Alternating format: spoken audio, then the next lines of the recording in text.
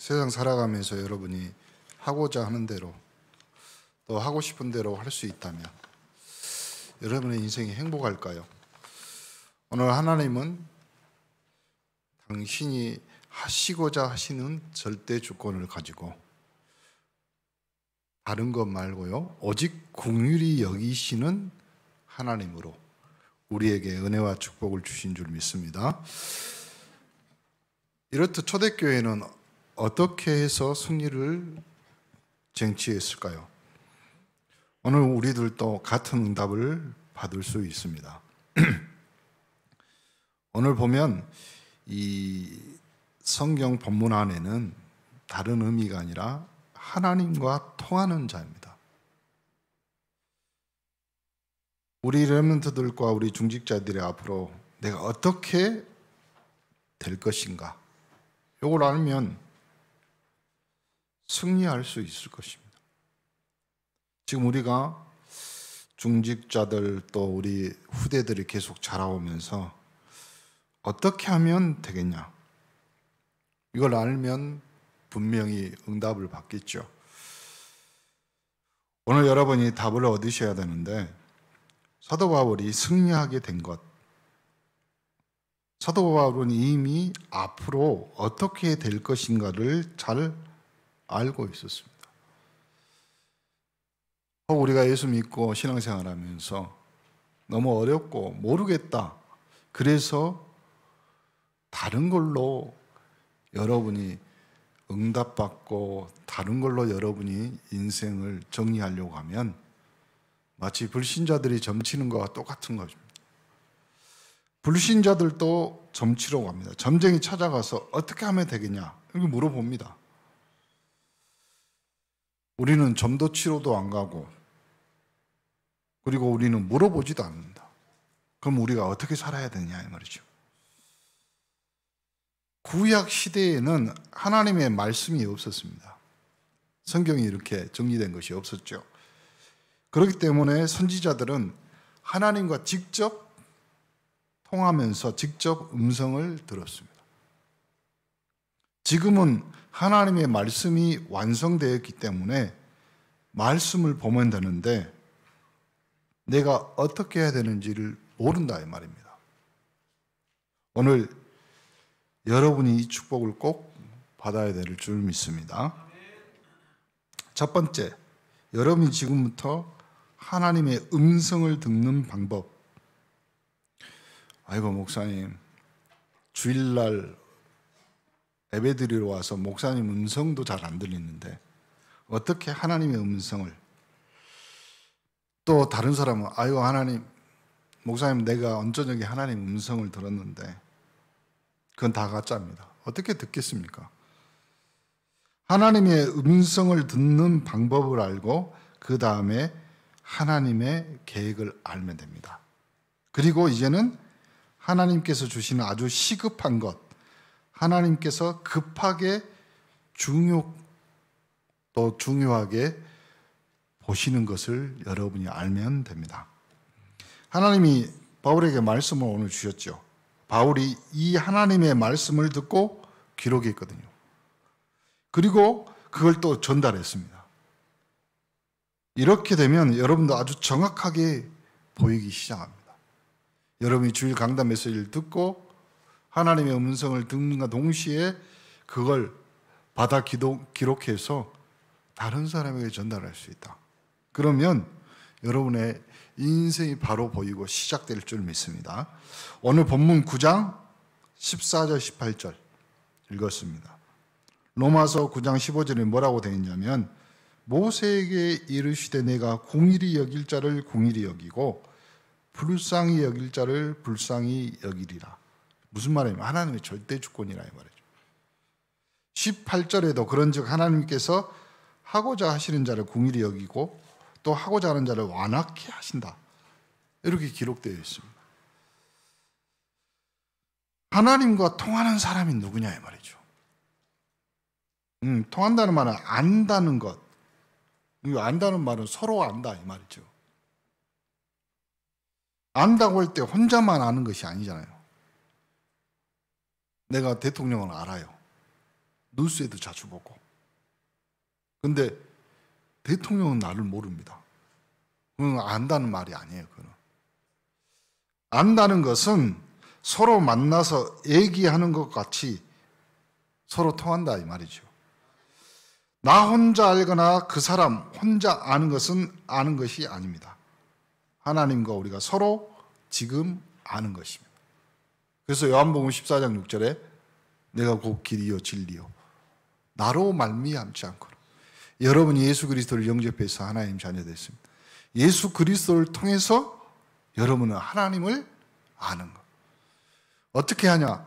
예수 그리스도를 통해서 하나님 자녀 되는 그 순간 고린도전서 3장 16절에 하나님의 성령이 여러분 안에, 그러므로 하나님과 소통하고, 성경에는 뭐라고 하냐면 하나님의 깊은 것이라도 통달하느니라.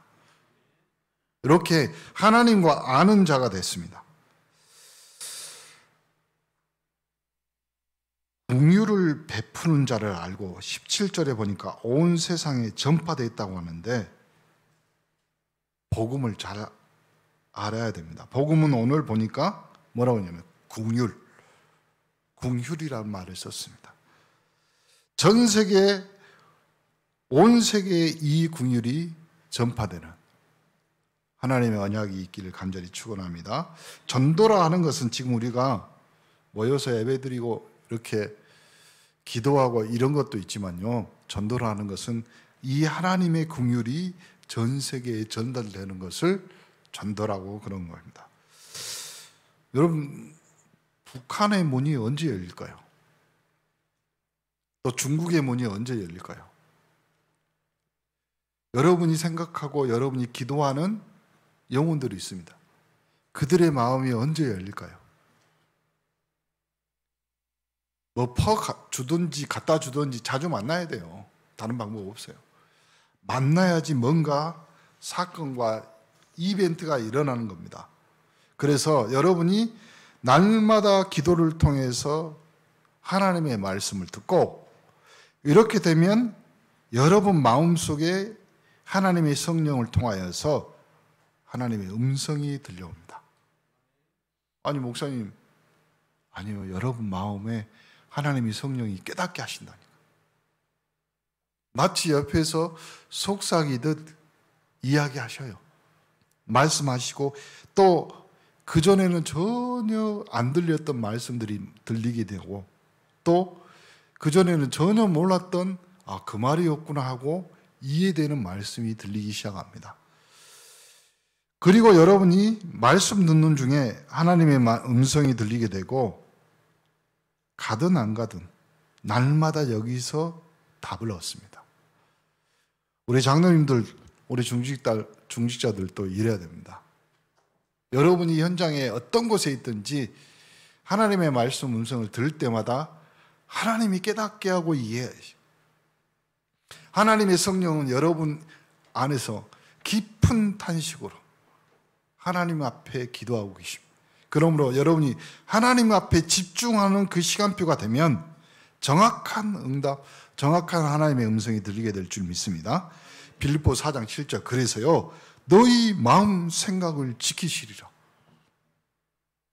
여러분, 예수 믿는 것이 어려운 거, 뜬구름 잡는 것이 되면 안 된다니까요. 예수 믿는 것이, 신앙생활하는 것이, 예배드리는 것이 요한일서 2장 20절 27절에 모든 것을 알게 해 주리라, 깨닫게 해 주리라, 이해시켜 주리라. 여러분, 예수 믿는 것 같이 쉬운 거 없습니다. 요한복음 14장 16, 17절에 우리는 성령으로 인도하게 될 것이다. 무슨 말이냐면 하나님이 직접 여러분의 삶을 관심을 가지고 인도하여 주실 줄 믿습니다. 아주 중요합니다. 복음을 아는 자, 오늘 모세에게 주었다고 되어 있습니다. 긍휼을 아는 자, 복음이 뭐냐면 멸망받을 사람을 멸망 안 받게 하는 것. 긍휼, 사탄에게, 이 흑암에게, 저주에게 눌려 죽게 되는 이 사람을 안 망하게 하는 것, 이것이 긍휼입니다. 그래서 우리는 긍휼을 받은 자요, 긍휼을 베푸는 전도자가 되어야 될 줄 믿습니다. 이 땅에서 조금 어려움 당하고 이 땅에서 조금 괴로움 당하고 그 문제가 아니라니까요.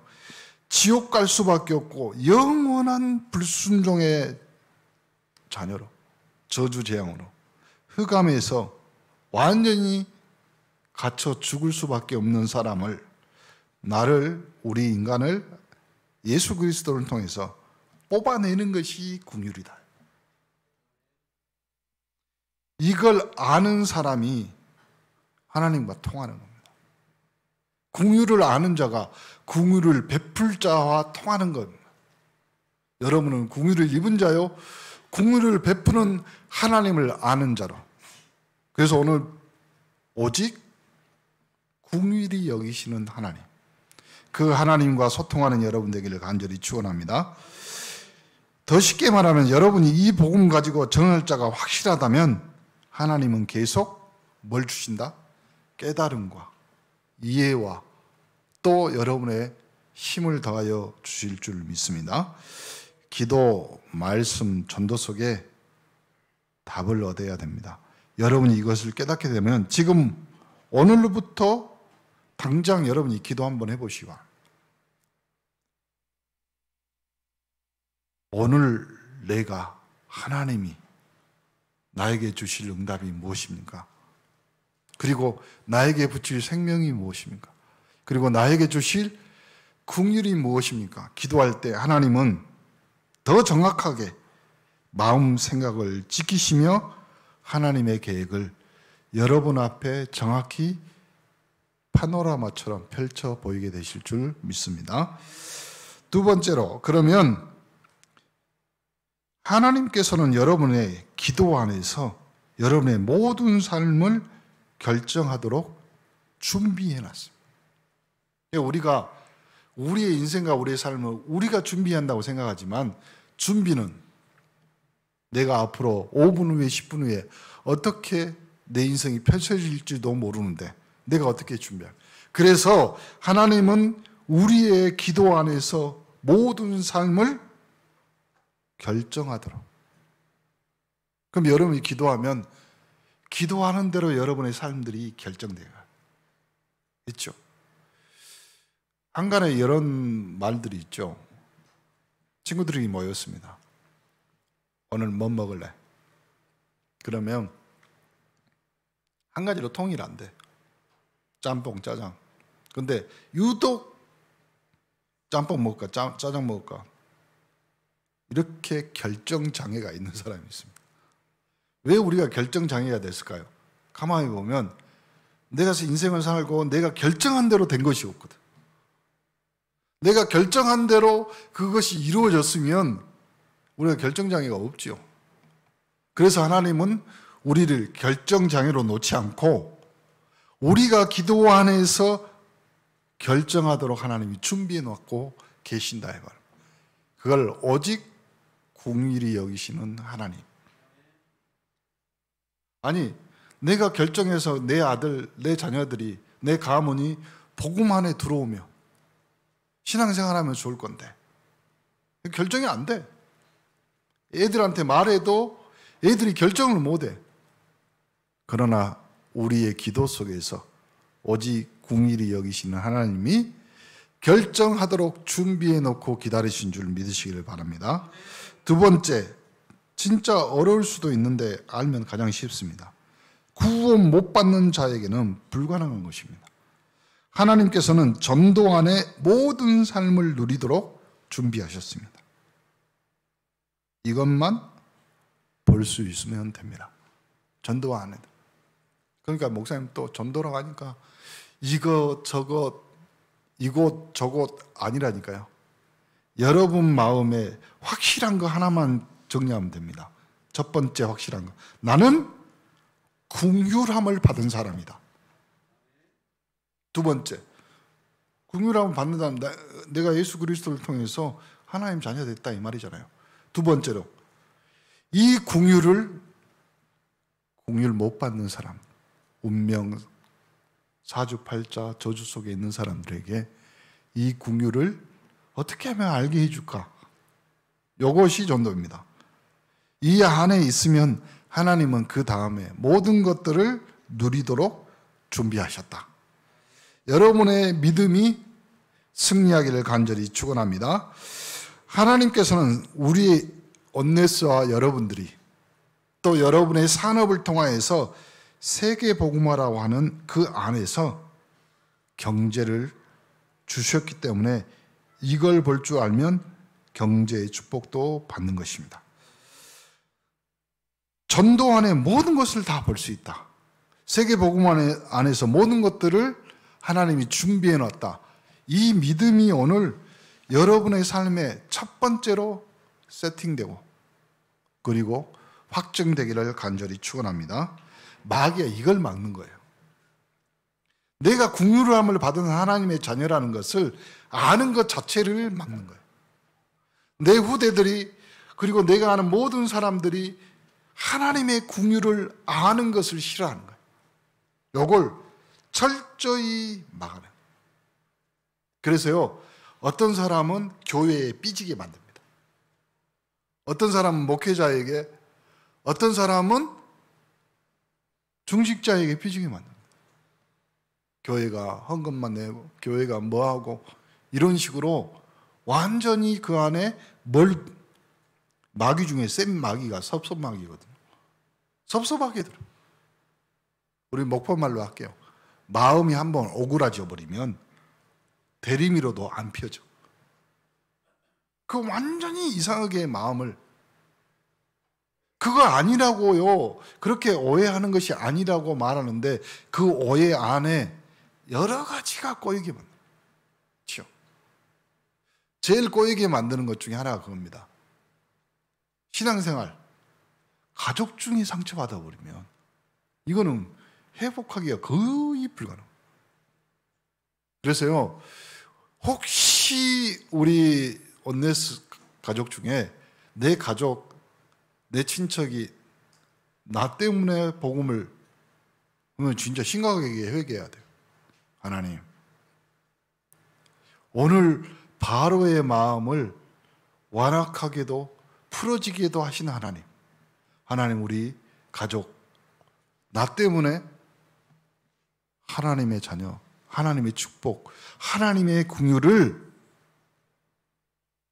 입지 못하게 막는 내가 되지 않게 항상 기도하셔야 돼요. 그리고 회개도 하셔야 돼요. 하나님, 회개합니다. 어쩌다 보니까 내 성격이, 내 꼬라지가 그랬습니다. 여러분 가끔 예수 믿다가 뭐 신앙생활 하다가 예배 가야 되는데 뭐 가족이 친척이 한마디 하잖아요. 교회가 밥 먹여주냐, 교회가 떡을 주냐. 우리 교회는 다 주잖아요. 그런데 이제 그때 못 참는 거죠. 신앙의 울분, 그리고 믿음의 열받음. 그래가지고 한마디 하잖아요. 그러니까 당신이 마귀지. 뭐 이래가지고 이제 삐져버린 거예요. 거기서. 여러 번 말했잖아요. 한 번 삐져버리면.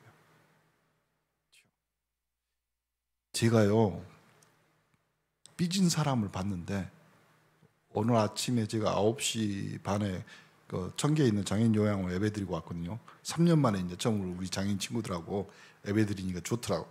근데 그 요양원에 근무하는 뭐 보육사끼리 뭐 둘이 뭐 하다가 삐졌어요. 3년을 말 안 하는 거 있죠.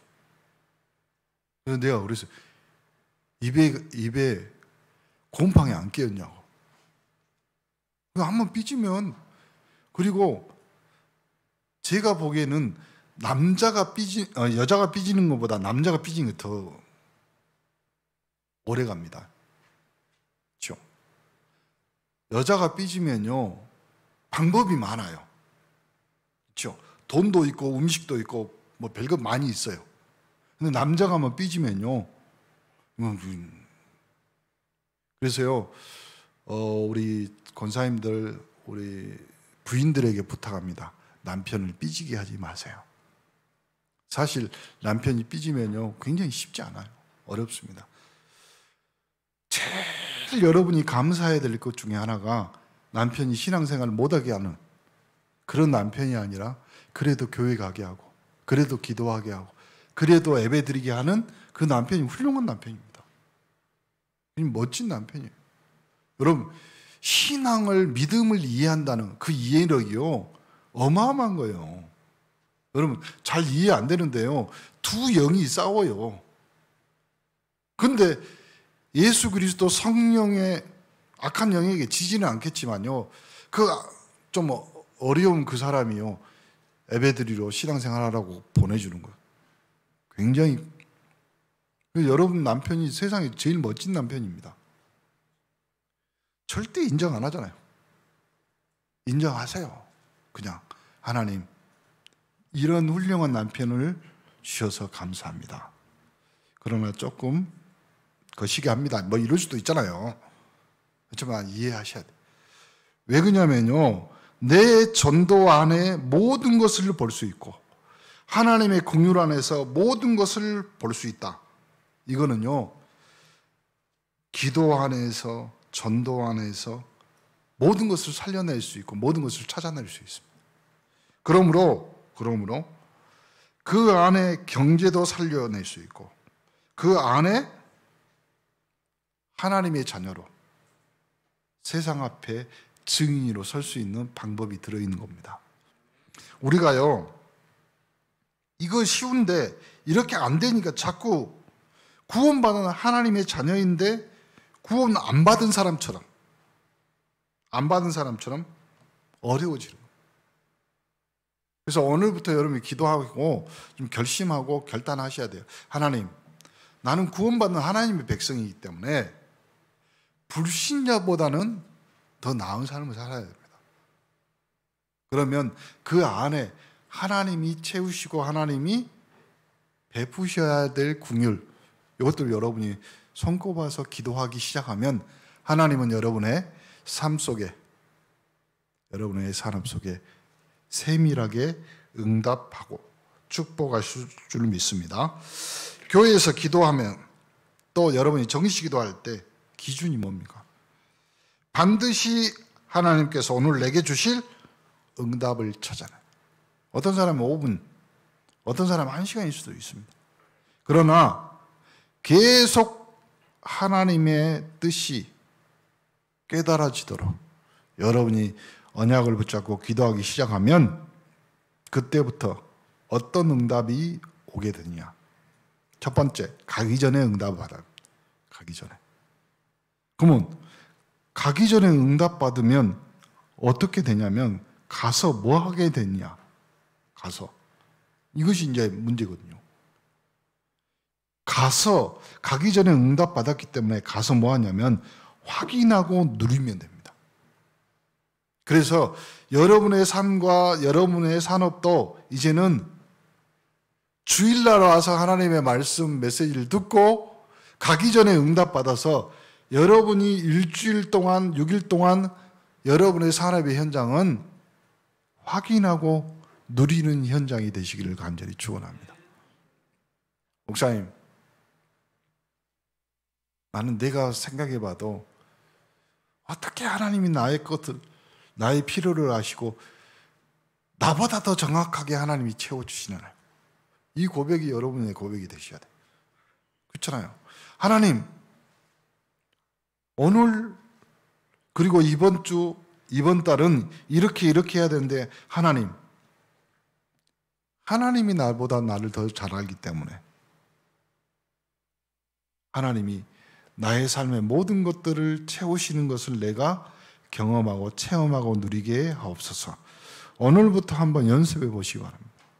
정시 기도할 때, 시간 많을 때도 가만히 생각해 보십시오. 하나님이 오늘의 응답을 내게 주옵소서. 이렇게 기도하셔요. 오늘의 응답. 그러면 공상이 아니라 뭐가 오냐면 깨달음이 옵니다. 여러분, 예수 믿고 하나님의 음성, 하나님의 메시지를 들으면요, 공상으로 오는 것이 아니라니까요. 깨달음으로 하나님이 직접 여러분의 응답하실 줄 믿습니다. 이렇게 되면 다음에 또 뭐 할 것이냐면 뭘 또 새로 하려고 하지 말고 또 하면 됩니다. 또 계속 이렇게 하다 보면 이것이 합쳐지게 되면 어떻게 되냐면 정확하게 성취되는 응답이 옵니다. 정확하게. 그래서 힘든 것이 아니라 신앙생활이 편하고 즐겁고 누리는 것이구나 확인하는 여러분의 인생의 시간표가 되기를 간절히 축원합니다. 이렇게 되고 나서 이제는 하나님이 급하게 중요하게 여기시는 것들이 있어요. 이걸 발견하신 아주 시급한 거. 지금 우리 온네스의 이제 밑에 지금 오늘부터 식사해야 되기 때문에 우리가 세팅해 놓고 지금 준비해 놓고 또 교회는 RUTC 문화를 정복해야 돼. 그래서 3.18 영적 서밋으로 여러분이 우리 이 사막도에서 영적 서밋으로 우리가 문화를 만들어가고 이 문화를 통해서 237 5천 종족을 살려야 되겠죠. 지금 우리 아이들의 우리 세상에 문화가 뭐냐면 TV나 인터넷 영상 매체거든요. TV 틀어보세요. 뉴스도 나와요. 뭐 그 외에 KBS, 뭐 MBC, SBS, 뭐 가수들도 나오고 노래하고 그러잖아요. 이쪽 틀면 유재석이가 나오고 저쪽 틀면 강호동이 나오고 떠들고 막 시간표가 그렇게 됐단 말이에요. 그런데 우리는 3.18 영적 서밋으로 이 온네스가요 정말 RUTC와 같은 문화를 만들어서 모든 세계의 기능인 교수들, 전문인들 다 불러다가 발판 만들어야 됩니다. 이것이 하나님과 통해야 돼요. 왜 그러냐면 우리 후대들이 앞으로 현장에 가보면 이 문화들을 통해서 이 아이들의 기능과 전문성이 결정되거든요. 예전에도 한번 말했잖아요. 예술, 음악, 뭐 이런 거, 연예인 뭐 이런 거 하려면 약물이나 뭐 이런 거 의지 않고는 성적으로 이런 걸 통하지 않고는 결정이 안 된다잖아요. 지금 문화. 그 문화 안에 진짜로 하나님이 제대로 된 그 복음 오늘 오직 궁일이 여기시는 하나님, 그 궁일이 예수 그리스도를 통해서 우리에게까지 왔잖아요. 그 궁일을 통하여서 하나님이 우리에게 주시는 이 정말로 제대로 된 복음 때문에, 전도 때문에, 기도와 말씀과 전도의 답이 나왔다. 우리 교회 한 명 한 명 3.18 영적 서밋들이 이렇게 된다. 이것이 교회에 가장 시급한 거예요. 교회 건물이 아니라 교회에 시급한 것은 그 안에 뭐가 담겨 있느냐? 정신이거든요. 우리 교회의 정신은 뭡니까? 3.18 영적 서밋 응답 24입니다. 하나님 나라를 누리는 오직 그리스도로 성령의 증인되는 사람들. 이게 우리의 정신이거든요. 이 시급한 문화가요, 자꾸 아이들과 우리 삶들을 바꿔. 이 코로나 이 상황 속에서 지금 뭐 대면 앱에 이제 거의 대부분 이제 하고 있습니다. 근데 이 3년 안에 너무나 많은 것들이 너무나 빨리 변하게 돼 있어요. 너무나 빨리. 목사님 예전에도 그랬잖아요. 여러분이 해야 될 뭐 줌으로 영상 강의 듣고 또 우리 아이들이 영상으로 공부하고 이거는 앞으로 10년 후에 와야 될 건데 코로나 때문에 그냥 돼버린 거예요. 그러면 앞으로 10년 후에 와야 될 것들이 지금 착착착 진행되고 있는 거다. 그러면 이 안에 시급한 문화가 뭐냐 말이에요. 이걸 바꿔야 돼요. 단순히 우리가 교회 부흥시키고 단순히 우리 교인들이 은혜 받고 축복받고 경제적으로 부흥하는 거 아니요. 문화를 바꾸는 겁니다.